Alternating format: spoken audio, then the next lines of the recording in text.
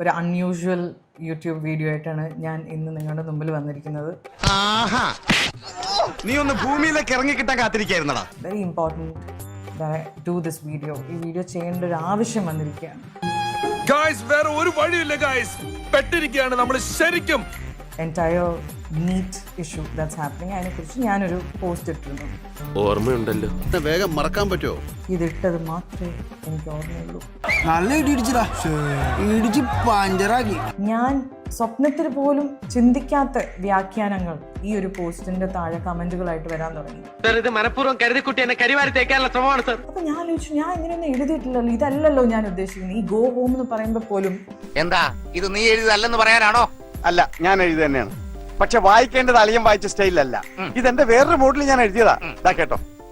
ഞാൻ അത് പറയുന്നത് നിങ്ങൾ സേഫ് ആയിട്ട് ഇരിക്കണേ എന്ന് പറയുന്നതിന്റെ കൂടെയാണ് ഞാൻ അത് പറയുന്നത്.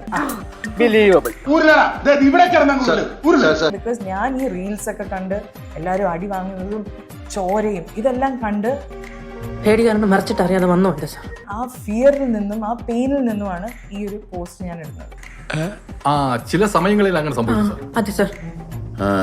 ശരി, അങ്ങനെയാണല്ലേ? അങ്ങനെയാണ് സാർ. ഞാൻ ഓണസ്റ്റ് ആയിട്ടും എൻ്റെ മനസ്സിൽ തട്ടി എഴുതിയ ഒരു സാധനം ഇത്രയും നെഗറ്റീവായിട്ട് അതിനെ വ്യാഖ്യാനിച്ചപ്പം എനിക്ക് ഭയങ്കര വിഷമായി.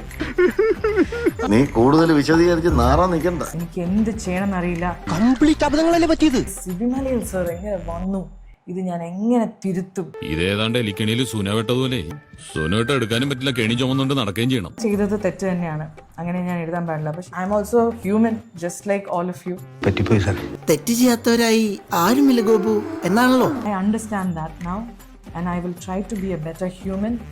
I hope you will forgive me. തെറ്റുപറ്റുന്നത് മാനുഷികമാണ്, പക്ഷേ ക്ഷമിക്കുന്നതാണ് ദൈവികം.